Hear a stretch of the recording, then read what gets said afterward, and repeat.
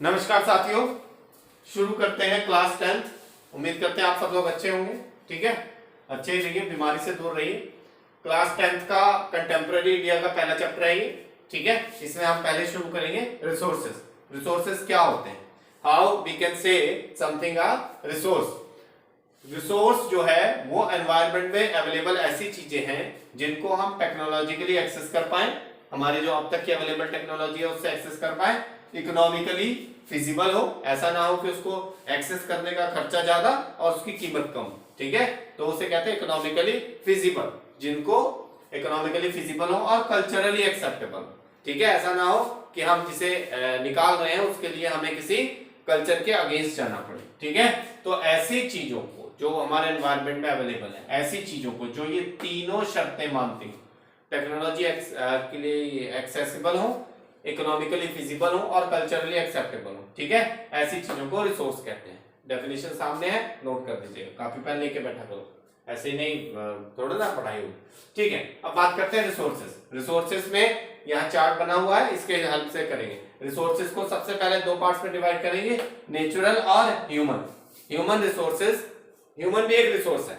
ठीक है ना, अभी मैं आपको पढ़ा रहा हूँ, है ना, मैं आपकी हेल्प तो कर रहा हूँ, आपके काम आ रहा हूँ, तो then I am also a resource.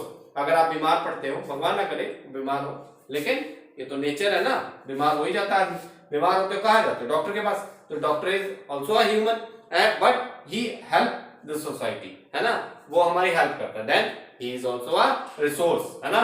हम जो गाड़ी लेके चलते हैं, वो गाड़ी किसी ने बनाई है, ह्यूमन ने बनाई है, एक इंजीनियर था वो, है ना, तो वो भी एक ह्यूमन रिसोर्स है। तो human are also a resource, human भी एक रिसोर्स है। हमारे आसपास जितनी सारी चीजें वो किसी ना किसी ह्यूमन के हेल्प से ही बनी है। ठीक है ना, चाहे मैं जिस कैमरे से रिकॉर्ड कर रहा हूं, आप जिस मोबाइल में देख रहे हैं या टीवी स्क्रीन पर देख रहे हैं, लैपटॉप पर देख रहे हैं, वो सारी चीजें ह्यूमन ने बनाई। ठीक है, तो human is also a resource. ठीक है, अब नेचुरल रिसोर्स की बात करते हैं। नेचुरल रिसोर्सेज को दो पार्ट्स में डिवाइड किया, रिन्यूएबल और नॉन रिन्यूएबल। ऐसे रिसोर्सेज जिनको हम रिन्यू कर सकते हैं। ठीक है, रिन्यू कर सकते हैं, जैसे जो चीजें बार बार यूज हो सकती हैं, ऐसे रिसोर्सेज को हम रिन्यूएबल रिसोर्सेज कहते हैं। ठीक है, इसके बाद है non renewable resources. Non renewable resources वो रिसोर्सेज जिनको हम दोबारा यूज नहीं कर सकते, एक बार यूज कर लिया खत्म हो गए। ठीक है, अब आप कहोगे एग्जांपल सर, रिन्यूएबल रिसोर्सेज कैसे एग्जांपल हो गए, जैसे सोलर एनर्जी। ठीक है, जैसे सोलर एनर्जी, सोलर पावर। ठीक है, अब सोलर पावर क्या है, हम रोज यूज कर सकते हैं उसको, बार बार यूज हो सकती है वो। ठीक है, तो उसे हम कहते हैं रिन्यूएबल एनर्जी। ऐसा तो है नहीं कि सूरज की रोशनी हमने एक दिन इस्तेमाल कर ली और दूसरे दिन वो जो है मिलेगी, तो वो रिन्यूएबल। ऐसे है विंड एनर्जी, है ना, हवा वायु की एनर्जी। विंड मिल लगा दो आप, विंड मिल लगा देंगे, उससे आप एनर्जी बनाओगे, इलेक्ट्रिसिटी जनरेट करोगे, रिन्यूएबल एनर्जी है, दोबारा विंड चलेगी, है ना, खत्म तो होगी नहीं विंड ना। इसी तरह नॉन रिन्यूएबल वो सोर्सेज होते हैं जिनको हम दोबारा नहीं मिल सकते वो हमें, जैसे जो धरती में फॉसिल फ्यूल है, जो जिससे हम ये पेट्रोल डीजल वगैरह बनाते हैं, ये लिमिटेड है। ठीक है, इनको हम एक बार एक्सेस कर लेते हैं। अब पेट्रोल जला दिया, जितना पेट्रोल आपने मान लीजिए 1 लीटर लिया, 2 लीटर लिया, और जला दिया, दोबारा थोड़े ना आ जाएगा, वो तो खत्म हो गया, तो वो है नॉन रिन्यूएबल रिसोर्सेज। ठीक है, अब रिन्यूएबल रिसोर्सेज को दो पार्ट्स में डिवाइड कर सकते हैं, एक कंटिन्यूअस और दूसरे बायोलॉजिकल। ठीक है, कंटिन्यूअस वो रिसोर्सेज है जो कंटिन्यूअस मिलते रहेंगे, हमें जितना भी हम उन्हें यूज करते रहे वो हमें मिलते रहेंगे, जैसे मैंने अभी एग्जांपल दिया था विंड और वाटर।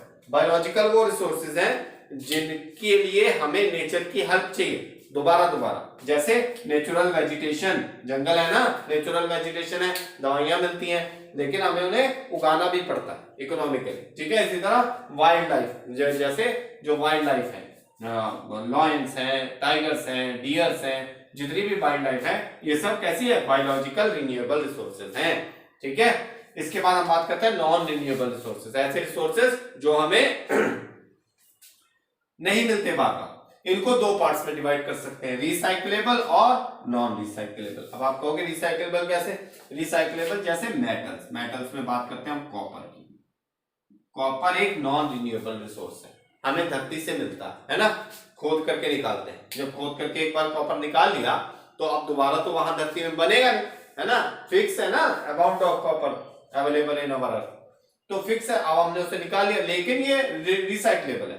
कॉपर एक बार इस्तेमाल हुआ, जैसे हमारी जितनी भी मोटर्स है ना, चाहे वो पानी की मोटर हो, पंखा की मोटर हो, जितनी भी मोटर है वो सारी कॉपर से बनी होती है। अब हम क्या करते हैं, जब हमारा पंखा खराब हो जाता है या मोटर खराब हो जाती है, उसको इंजीनियर के पास लेके जाते हैं, ठीक है, वहां लेके जाते हैं, वो क्या करता है, उसको दोबारा से बना देता है ना। लेकिन जो पुराना कॉपर होता है उसको रख लेता है, पुराने कॉपर को रख लेता है, उसमें कॉपर के वायर से नई वायरिंग कर देता है। तो पुराना कॉपर फेंक थोड़े ना देगा, उसको फिर से रिसाइकल करेंगे और उस कॉपर को दोबारा से वायर में बनाएंगे, तो वो हो गए रिसाइकलेबल। ऐसे नॉन रिन्यूएबल रिसोर्सेज जिनको हम दोबारा से यूज कर सकते हैं। बट कुछ ऐसे भी होते हैं जिनको हम दोबारा यूज नहीं कर सकते, वो होते हैं नॉन रिसाइकलेबल। जैसे मैंने अभी थोड़ी देर पहले आपको एग्जांपल दिया था, पेट्रोल। पेट्रोल हमें धरती से मिलता है ना, क्रूड ऑयल मिलता है, क्रूड ऑयल से बाकी पेट्रोल, डीजल, मिट्टी तेल, है ना, ये सारा केरोसिन ऑयल वगैरह ये सब अलग अलग कर देते हैं, तो वो नॉन रिसाइकलेबल है, इनको रिसाइकल नहीं कर सकते। एक बार आपने पेट्रोल यूज कर लिया, खत्म, है ना, वो रिसाइकल थोड़े ना होगा। ऐसा थोड़ी है धुएं को हम इकट्ठा करके दोबारा से पेट्रोल बना लें, ऐसा नहीं होता। तो ऐसे रिसोर्सेज नॉन रिसाइकलेबल होते हैं, इनको फॉसिल फ्यूल्स बोलते हैं। कौन से फ्यूल्स? Fossil fuels. जैसे आपके घर में जो गैस चलाते हैं, है ना, गैस स्टोव है, तो वो गैस एक बार यूज होगी तो फिनिश है ना, वो इस्तेमाल होगी, उसको हम नॉन रिसाइकल, मतलब उसको दोबारा रिसाइकल नहीं कर सकते, धुएं वगैरह को इकट्ठा करके दोबारा गैस नहीं बना सकते। तो मैंने आपको बता दिया resources, natural and human resource. Human resource हो गया, नेचुरल रिसोर्सेज में भी रिन्यूएबल एंड में भी non renewable. Renewable resources continuous like water, sun and wind, ठीक है। And renewable resources other biological renewable resources are natural vegetation, ठीक है, जितना भी हमारे आसपास वेजिटेशन होता है, जैसे फसल उगाते हैं ना, जिसमें गेहूं है, धान है या गन्ने की खेती है, तो वो सारा नेचुरल वेजिटेशन में काउंट हो जाए। वाइल्ड लाइफ, ठीक है, जंगली जो हमारे आसपास जीवन है, वो बायोलॉजिकल रिन्यूएबल रिसोर्सेज हो गए। Non renewable resources can be recyclable and non recyclable. Recyclable में जैसे मेटल्स हैं, ठीक है, इनको हम रिसाइकल कर सकते हैं। नॉन रिसाइक्लेबल जैसे फॉसिल फ्यूल्स है, एक बार यूज हो गए, we can not recreate them, ठीक है, रीयूज देम। तो ये हो गए resources. Now what now let us talk about other classification of resources. ये वाले क्लासिफिकेशन तो मैंने आपको बता दिए। Now we have to talk about other classifications, like on the base resources, the classification on the basis of origin, on the basis of origin, ठीक है। on the basis of origin we can divide it in two parts. Which two parts? Biotic and abiotic. Biotic resources and can be abiotic resources. Now you may have a question that what are the biotic resources and what maybe the abiotic. Biotic resources are those which have life, ठीक है, biotic resources उसे कहेंगे जिनमें life है, जैसे human beings में life. अब आप कहोगे ह्यूमन बींग्स भी तो रिसोर्सेज हैं, yes they are, but other biotic resources में भी fisheries, like some of our friends are non vegetarians, है ना, what they use to eat fisheries and other live stocks also, है ना, दूसरे जो लाइव स्टॉक है, जैसे बाकी की जो चीजें होगी, फिशरीज हो गया, लाइव स्टॉक्स हो गया, ये सारे जो हैं ये बायोटिक रिसोर्सेज हैं जिनमें जान, ठीक है। अबायोटिक रिसोर्सेज जिसमें नहीं है जान, लाइफ नहीं है जिसमें, जैसे abiotic resources can be metal, can be air, can be fossil fuels, ये सारे जो हैं ये नॉन लिविंग है ना, तो ये अबायोटिक हो गए। तो non living resources abiotic and living resources biotic, ठीक है, समझ गए आप लोग। ये था on the basis of origin, on the basis of origin two types of resources we can define, अलग अलग तरह से कर सकते हैं ना डिफाइन, ठीक है, ये हो गया on the basis of origin. अब नेक्स्ट क्लासिफिकेशन क्या हो सकता है? Next classification can be on the basis of exhaustibility, on the basis of exhaustibility means some of the resources can be exhausted with the time, but some cannot. Like I earlier explained, some of the resources are renewable, they cannot be exhausted, ठीक है, but some of them are non-renewable. So it is the classification on the basis of exhaustibility of resources. Understand? यानी कि exhaustibility के basis पर, अभी मैंने किसके basis पर बताया, ओरिजिन के बेसिस पर, बायोटिक और अबायोटिक रिसोर्सेज हो सकते हैं. On the basis of exhaustibility they can be renewable or non-renewable resources. Renewable resources like, just again, water. Water is a renewable resource, ठीक है. Maybe you already studied in your earlier classes that water cycle है ना, water can be renewable resource. And wind, solar energy is also renewable energy, ठीक है. ये सारी energies renewable हो गई. Non renewable, the same examples, fossil fuels. In fossil fuels we can count coal also, COAL, coal, ठीक है. Coal जो है मेजरली थर्मल पावर प्लांट्स पे यूज होता है आजकल, पहले तो घरों में भी इस्तेमाल होता था. तो non renewable. So on the basis of exhaustibility we can divide it in two kind of resources, renewable and non-renewable. Understand? तो दूसरा तरीका हो गया ये. पहला हमने पढ़ा on the basis of origin, biotic, abiotic, and the second one is on the basis of exhaustibility, renewable and non-renewable. Now the third type on the basis of ownership. On the basis of ownership, ये मैंने आपको बता दिया ना. Human beings are also resources. We can with this triangle we can show that human being can be used to develop technology and can be used to exhaust the natural resources and can be used as institutions like our schools, our universities, है ना. These are the institutions where we develop ourselves, develop human beings, है ना. Like other institutions are also there, some related to science and technology, है ना. Like अभी क्या चल रहा है, कोविड बीमारी चल रही है ना. तो कोविड बीमारी को इम्प्रूव करने के लिए क्या हुआ, बहुत सारे इंस्टीट्यूशंस लगे जिन्होंने वैक्सीन बनाई. अभी वैक्सीनेशन का प्रोग्राम चलेगा तो हम इस बीमारी से निजात पा सकेंगे, है ना.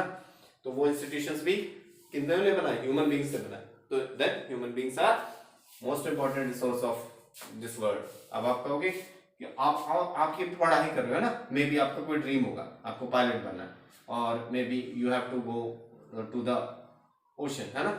आपको ओशनोलॉजी पढ़नी है या आपको शिप चलानी है.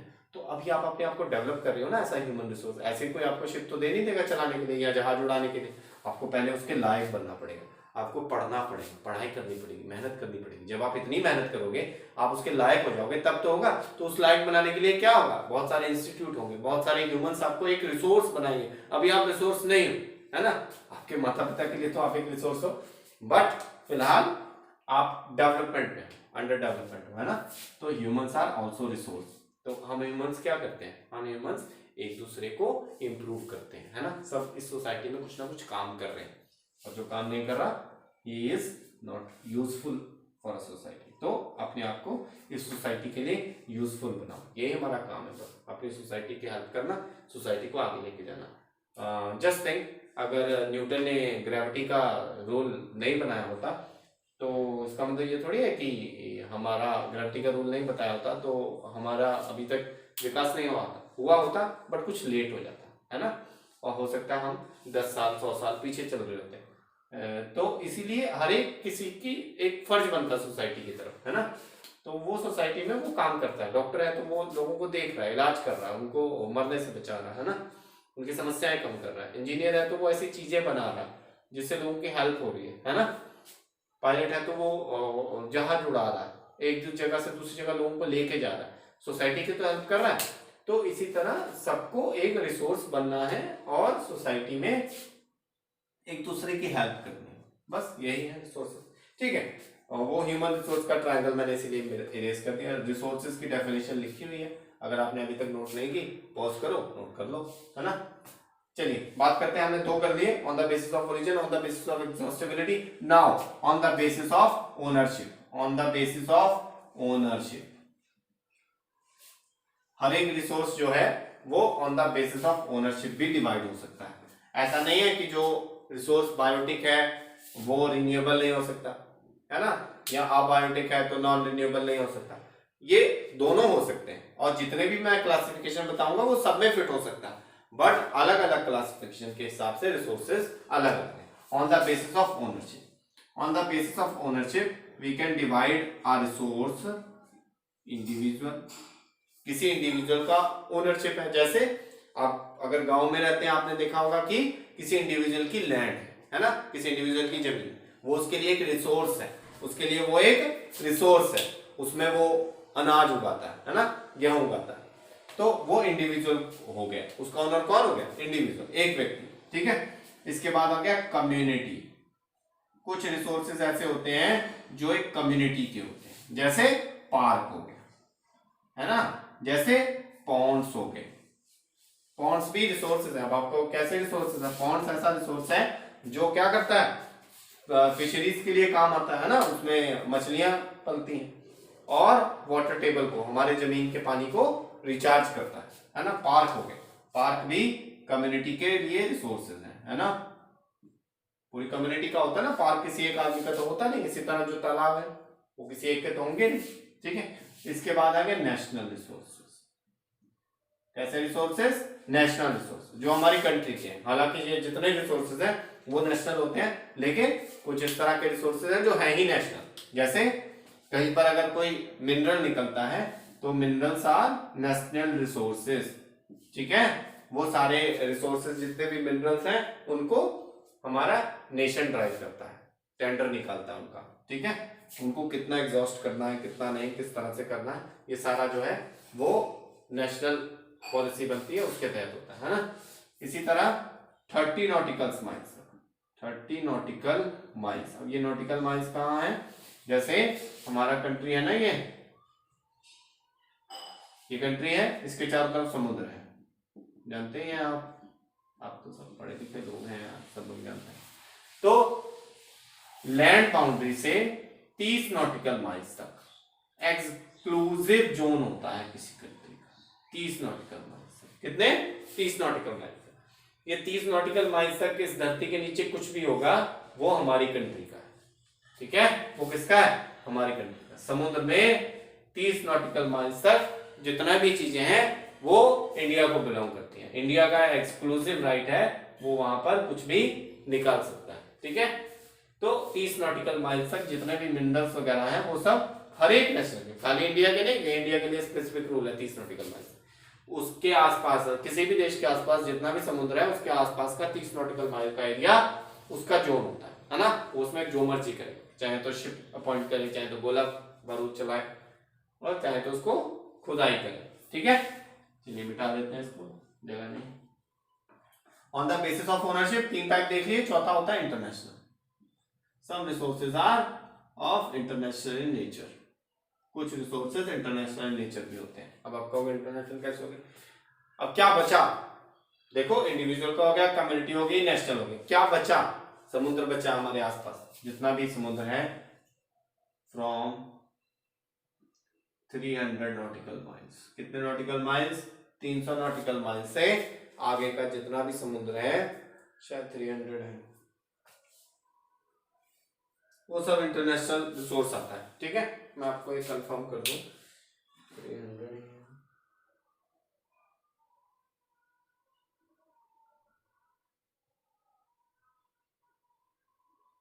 200 nautical miles.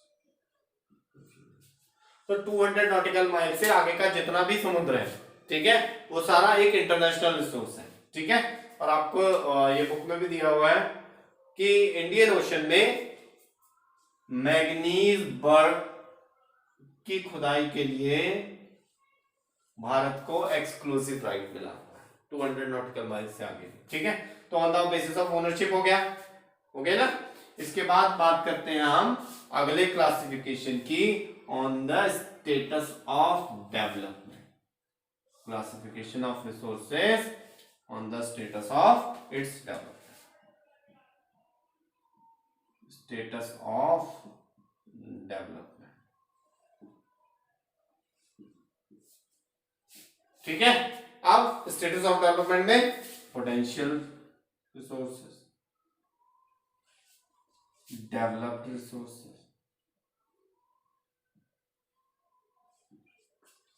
Stock resources and reserve resource. ठीक है। पोटेंशियल रिसोर्सेज वो जिनमें पोटेंशियल तो है लेकिन अभी तक हमारे पास टेक्नोलॉजी नहीं है उनको ड्राइव करने की, उनको इकोनॉमिकली टेक्नोलॉजी नहीं है या वो इकोनॉमिकली फिजिबल नहीं। ठीक है, तो वो हमारे लिए रिसोर्स नहीं है। डेवलप्ड रिसोर्सेज वो जिनको हम यूज कर रहे हैं। ठीक है, वो सारे रिसोर्सेज डेवलप हो गए। स्टॉक रिसोर्सेज वो जिनको हम अभी इस्तेमाल नहीं कर रहे हैं। ठीक है, और रिजर्व्स वो जो इकोनॉमिकली भी फिजिबल है, टेक्नोलॉजिकली भी एक्सेसिबल है लेकिन हमने इमरजेंसी के लिए रख रखे हैं, हम उनको अभी डेवलप नहीं कर रहे। ठीक है, ये हो गया on the status of development. तो मैंने आपको इतने क्लासिफिकेशन ऑफ द रिसोर्सेज बता दिए। ठीक है, बट रिसोर्सेज के साथ साथ प्रॉब्लम्स भी तो हैं, उनको भी तो एड्रेस करना है हमें। ठीक है, अब रिसोर्सेज को निकालने के लिए जब हम उनको एक्सेस करते हैं, ठीक है, जब हम उनको एक्सेस करते हैं तो क्या क्या प्रॉब्लम्स जनरेट होती हैं। ठीक है, सबसे पहला depletion of resources to satisfy greed. किसी भी इंडिविजुअल की ग्रीड को सेटिस्फाई करने के लिए जब भी किसी रिसोर्स का हम एक्सेसिबल उसको एक्सेस करते हैं, उसको निकालते हैं, किसी भी रिसोर्स को यूज करते हैं तो वो जो है अनसस्टेनेबल हो जाता है। ठीक है, यानी कि हम इकोलॉजिकली और एनवायरमेंटली उसको एक्सप्लॉइट तो कर रहे हैं बट वो जो है नुकसान दे रहा है ना, ग्रीड के लिए। एक व्यक्ति की ग्रीड को सेटिस्फाई करने के लिए कर रहे हैं ना, तो वो जो है ये प्रॉब्लम है। उसके बाद अगला प्रॉब्लम है accumulation of resources in few hands. अब कोई भी रिसोर्स को आप किसी इंडिविजुअल के हाथ में दे दोगे, है ना। मान लेते हैं कहीं पर 1000 लोग रहते हैं, 1000 में से वहां के जो रिसोर्सेज हैं वो केवल 5 लोगों के पास है। अब होगा क्या कि वो 5 लोग बहुत अमीर हो जाएं और बाकी के जो 995 बचे वो गरीब हो जाएंगे। तो इस तरह रिच और पुअर के बीच का गैप बढ़ता जाएगा, है ना। तो ये दूसरा प्रॉब्लम हो गया, accumulation of resources in few hands. ठीक है, और तीसरा है एक्सप्लॉयटेशन कॉजेज इकोलॉजिकल क्राइसिस। बहुत ज्यादा जब हम किसी भी रिसोर्स को एक्सप्लॉइट करते हैं तो उससे हमारी इकोलॉजी को नुकसान होता है, हमारे आसपास का जो वातावरण है उसको नुकसान होता है। जैसे ग्लोबल वार्मिंग। ग्लोबल वार्मिंग क्यों हो रही है? क्योंकि हम जो है फॉसिल फ्यूल्स पर बहुत ज्यादा डिपेंडेंट हैं। फॉसिल फ्यूल्स पर इतने ज्यादा डिपेंडेंट हैं कि हम उनको बहुत ज्यादा यूज कर रहे हैं। ठीक है, बहुत ज्यादा उनको एग्जॉस्ट कर रहे हैं, जिसकी वजह से ग्लोबल वार्मिंग हो रही है। ग्लोब का, हमारे अर्थ का टेम्परेचर राइज कर रहा है। जब टेम्परेचर बढ़ेगा तो क्या होगा? पहाड़ों पर जितनी भी बर्फ है सारी पिघल करके समुद्र में चली जाएगी, समुद्र का लेवल बढ़ जाएगा, नदियां सूख जाएंगी, फिर है ना, बाढ़ आएगी कहीं और फिर नदियां सूख जाएंगी। और ग्लोबल वार्मिंग की वजह से क्या होता है? रेन पैटर्न चेंज हो जाता है, रेन पैटर्न चेंज हो जाता है। यहाँ ग्लोबल वार्मिंग की वजह से भी है और दूसरा क्या है? हम फॉरेस्ट डिप्लीट कर रहे हैं, फॉरेस्ट को डिप्लीट कर रहे हैं। फॉरेस्ट हमारे जो हैं वो कम हो रहे हैं। क्यों कम हो रहे हैं? क्योंकि हम जो है जो जंगल के नीचे दबे हुए रिसोर्सेज हैं उनको निकालने के लिए जंगलों को नष्ट कर रहे हैं, या जो जंगल की जमीन है उसको यूज करने के लिए फार्मिंग के लिए या और दूसरे फैक्ट्री लगाने के लिए, इंडस्ट्री लगाने के लिए उनको यूज कर रहे हैं, हाईवे बनाने के लिए, रोड बनाने के लिए। तो क्या होगा? जंगल नष्ट हो रहे हैं। जब जंगल नष्ट होंगे तो क्या होगा? रेन का पैटर्न चेंज हो जाएगा, है ना। कभी एकदम बहुत सारी बारिश होगी और कभी बारिश बिल्कुल नहीं होगी, जिससे क्या होगा? या तो सूखा पड़ेगा, है ना, या बाढ़ आएगी। ठीक है, या तो सूखा पड़ेगा या बाढ़ आएगी। तो इससे क्या है? ये सारी क्या है? इकोलॉजिकली तो सारी डिस्टर्बेंस है, हमारी इकोलॉजी को तो नुकसान पहुंचा रहे हैं। तो ये जो है 3 मेजर प्रॉब्लम्स हैं। बहुत इंपॉर्टेंट क्वेश्चन है, कई बार आ चुका आपके बोर्ड एग्जाम्स में। तो ये 3 मेन बस आपको याद रखने हैं, क्या क्या प्रॉब्लम्स हो सकते हैं when we exploit the resources. Depletion of resources to satisfy individual greed. किसी इंडिविजुअल की ग्रीड को, लालच को सेटिस्फाई करने के लिए जब भी हम रिसोर्सेज को यूज करेंगे, बहुत ज्यादा डिप्लीट करेंगे तो नुकसान होगा। दूसरा, accumulation of resources in few hands, कुछ बहुत सारी पॉपुलेशन में से केवल कुछ लोगों के हाथ में रिसोर्सेज आ जाएंगे, तब भी क्या होगा, नुकसान होगा। ठीक है, इसके बाद है एक्सप्लॉयटेशन कॉजेज इकोलॉजिकल क्राइसिस, जब बहुत ज्यादा एक्सप्लॉयट करते हैं तो इकोलॉजिकली बहुत सारे नुकसान होते हैं, जो मैंने यहाँ फॉर एग्जांपल कुछ लिख दिए हैं आपके लिए। ठीक है, अब बात करते हैं हम सस्टेनेबल ग्रोथ की। सस्टेनेबल ग्रोथ, सस्टेनेबल ग्रोथ बहुत इंपॉर्टेंट है आज के समय। सस्टेनेबल ग्रोथ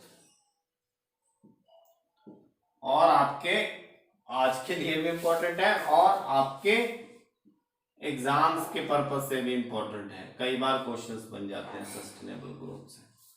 ठीक है, अब सस्टेनेबल ग्रोथ है क्या? डेवलपमेंट शुड टेक प्लेस, कोई भी हम डेवलपमेंट करते हैं, ठीक है, या सस्टेनेबल डेवलपमेंट लिख सकते हो ग्रोथ की जगह, एक ही बात। Development should take place without damaging the environment. हमें डेवलपमेंट तो करना है लेकिन हमें एनवायरमेंट को नुकसान पहुंचाए बिना करना है। ऐसा ना हो कि हम डेवलपमेंट के नाम पर एनवायरमेंट को नुकसान पहुंचा रहे हैं। ठीक है, तो ऐसा डेवलपमेंट जो एनवायरमेंट को नुकसान पहुंचाए बिना होता है। और बहुत इंपॉर्टेंट नेक्स्ट पॉइंट, आज का development should not compromise need of future और फ्यूचर जनरेशन।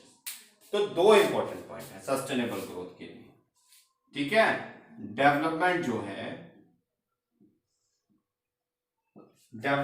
है वो एनवायरमेंट को डैमेज ना करे, एनवायरमेंट को डैमेज ना करे और फ्यूचर जनरेशंस को ध्यान में रख करके। अब आप कहोगे सर बात समझ में नहीं आई कुछ, कैसे? ठीक है, मान लेते हैं जैसे मैंने अभी आपको एग्जांपल दिया कि हम लैंड को यूज करने के लिए बहुत सारे फॉरेस्ट को डिप्लीट कर रहे हैं, है ना। हम क्या कर रहे हैं, वहां जितने भी तालाब हैं या नदियां हैं, है ना, उन सबको जो है कवर कर दे रहे हैं, है ना, क्योंकि हमें जमीन चाहिए, हमें फैक्ट्रीज लगानी है, नए घर बनाने हैं, खेती करनी है। तो क्या हो रहा है, वो हमारे एनवायरमेंट को नुकसान हो रहा है। यहाँ कहीं हमें अगर वाटर को ऐसा रिसोर्स इस्तेमाल करना है बिजली के लिए, तो हम क्या करते हैं, डैम बनाते हैं। ये तो करते हैं, डैम बनाते हैं। डैम क्या करता है, बहुत सारे पानी को पीछे रोकता है, बहुत सारे पानी को रोकता है। जब बहुत सारे पानी को हमें इकट्ठा करना होता है तो हमें बहुत सारी जगह चाहिए होती है उसके लिए, और जब जितनी जगह चाहिए तो क्या होगा, उस सारी जगह पर जितना भी जंगल होगा सब काटना पड़ेगा, है ना। जितना भी वहां पर इकोलॉजी होगी, बहुत सारे पक्षी रह रहे होंगे, जानवर रह रहे होंगे, बहुत सारे और भी कीट पतंगे होंगे, उन सबको क्या करना पड़ेगा, काटना पड़ेगा, वहां से भगाना पड़ेगा या मारना पड़ेगा। तो ये एनवायरमेंट को नुकसान पहुंचा रहा है ना हमारा डेवलपमेंट। हम डेवलपमेंट तो कर रहे हैं, हमने डैम तो बना लिया, डैम से बहुत सारी बिजली भी बनाई, बट हमारे एनवायरमेंट को नुकसान हो रहा है। इसी तरह जो थर्मल पावर प्लांट है, थर्मल पावर प्लांट में क्या होता है, कोयला जलता है जिससे बिजली बनती है। तो हम बिजली तो बना रहे हैं, डेवलपमेंट तो हो रहा है ना, हमने नया एक पावर प्लांट लगा दिया, बट उससे नुकसान हो रहा है एनवायरमेंट को ना, पोल्यूशन कर रहे हैं हम। और इतना ज्यादा पोल्यूशन होता है दिल्ली में तो सर्दियों में कि उसके आसपास जितने भी थर्मल पावर प्लांट है सब बंद करने पड़ते हैं। आप लोगों ने सुना होगा, है ना, दिल्ली में जितने भी पावर प्लांट, सर्दियों में बहुत पोल्यूशन हो जाता है दिल्ली में, इतना स्मॉग बढ़ जाता है कि वहां पर सांस लेना भी मुश्किल हो जाता है। ठीक है, तो उसके लिए स्मॉग टावर लगा रहे हैं, बहुत सारे काम कर रहे हैं, और वहां का कोर्ट जो है बार बार इंटरवीन करता है दिल्ली का, वो कहता है कि सर जितने थर्मल पावर प्लांट है वो सारे बंद कर दो आप। तो ऐसा डेवलपमेंट नहीं होना चाहिए जो एनवायरमेंट को नुकसान पहुंचाए, है ना।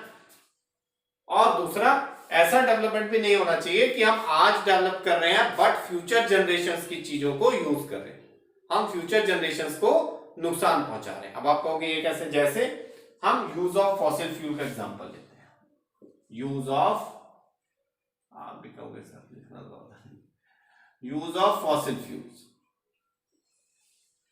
जैसे फॉसिल फ्यूल्स जो हैं हमारी धरती में लिमिटेड है, लिमिटेड फॉसिल फ्यूल्स हैं, ठीक है, और हम उनको निकाल रहे हैं लगातार अपने इस्तेमाल के लिए, फॉसिल फ्यूल्स को निकाल रहे हैं।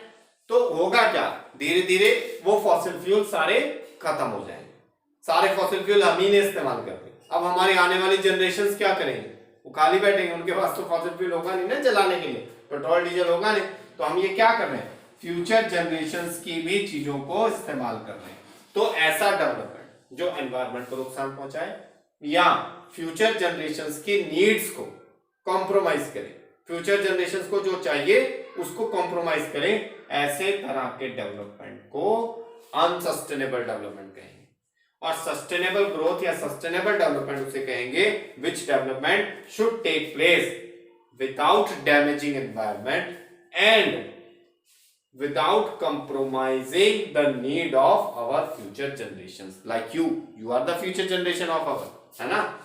तो उन आप लोगों के इस्तेमाल के लिए भी तो छोड़नी चाहिए कुछ चीजें, सारे हम ही इस्तेमाल कर लेंगे, आप लोग फिर आपके आने वाली जनरेशंस क्या इस्तेमाल करेंगे भाई, बिठा देना, इसे नोट कर दिया होगा आप लोगों ने।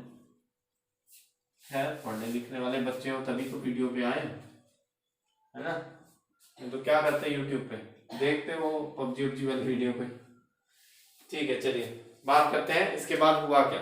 सस्टेनेबल ग्रोथ आपने पढ़ लिया, इसके लिए ह्यूमन काइंड ने किया क्या है आज तक, है ना, कुछ तो काम किए होंगे। तो सबसे पहला और इम्पोर्टेंट और मेन जो है, ब्राजील का एक शहर है रियो डी जनेरियो। कहां का सिटी है, ब्राजील का कैपिटल है, ठीक है। 1992 में लगभग 100 देशों के लोग या 100 हेड्स ऑफ द इंस्टीट्यूशन, ठीक है, इनमें देशों के हेड भी शामिल है और कई सारे ऑर्गेनाइजेशंस के हेड भी शामिल है, ठीक है। 100 लोग वहां इकट्ठे हुए और उन्होंने कहा भाई इस तरह तो काम चलेगा नहीं, है ना, जिस तरह से हम ग्रोथ कर रहे हैं, जंगलों को नष्ट कर रहे हैं, एनवायरनमेंट को नुकसान पहुंचा रहे हैं, तो हमें बैठ करके बात करनी चाहिए ताकि हम इस तरह की ग्रोथ करें जो सस्टेनेबल हो, जिससे हम अपने एनवायरनमेंट को भी बचा लें और needs of the future generations को भी बचा लें। ये हुआ था जून 1992, ठीक है, समिट हुआ था। इस समिट में हुआ क्या कि जो सस्टेनेबल ग्रोथ की बात हो रही थी, इस पर एजेंडा 21 बनाया गया। क्या बनाया गया, एजेंडा 21 डिसाइड किया गया, ठीक है। ये हुआ था अर्जेंट टू एड्रेस, पूरा लिख दे, चलो अच्छा पूरा लिख दे ताकि आप लोग नोट भी कर लो, है ना।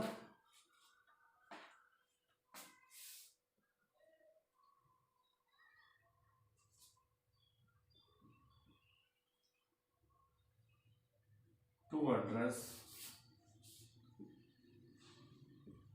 urgent needs of environment, a summit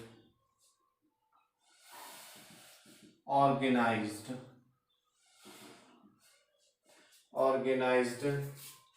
under UNCED in Rio de Janeiro,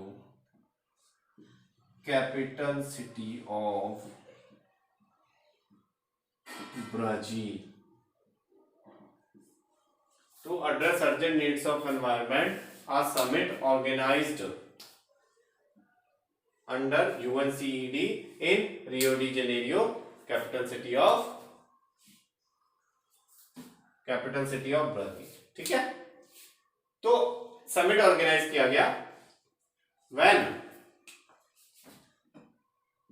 इन जून 1992, जून 1992, ठीक है, समिट ऑर्गेनाइज किया गया। इन्होंने सबने मिल करके तय किया एजेंडा 21।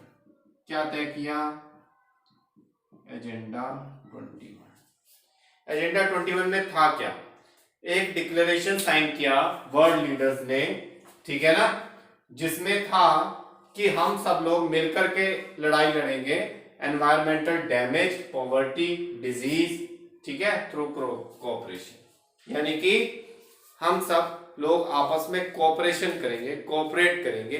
किनसे लड़ेंगे, जितने भी हमारे एनवायरमेंटल प्रॉब्लम्स हैं, पॉवर्टी है, बीमारियां हैं, ठीक है। इसका एक एग्जांपल आज भी ले सकते हैं, डिजीज। इस समय कौन सी महामारी चल रही है, कोविड-19 चल रहा है ना, महामारी चल रही है।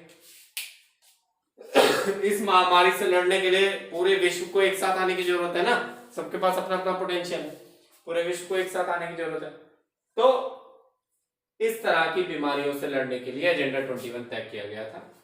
और इसमें यह भी कहा गया था कि एवरी कंट्री, हर एक देश अपना एजेंडा 21 बना सकती है कि उसे गरीबी से कैसे लड़ना है, उसे एनवायरमेंटल प्रॉब्लम से किस तरह से लड़ना है ना।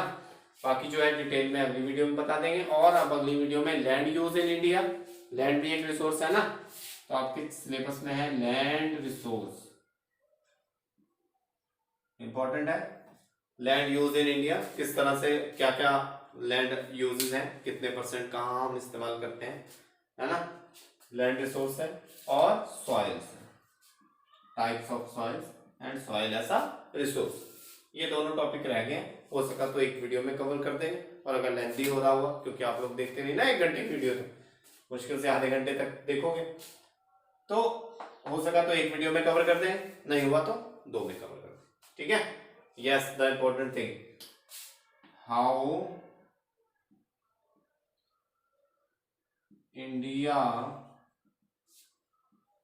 Can use it's, how India can use it's resources for sustainable growth, ठीक है। ये भी टॉपिक है, ये भी नेक्स्ट वीडियो में कवर करेंगे। तो मुझे लगता है लगभग 2 वीडियो बन जाएंगी इसकी, तो 3 वीडियो में आपको जो है कंप्लीट हो जाएगा ये वाला चैप्टर, ठीक है। ठीक है, पढ़ते रहिए, व्यस्त रहिए, मस्त रहिए, खुश रहिए।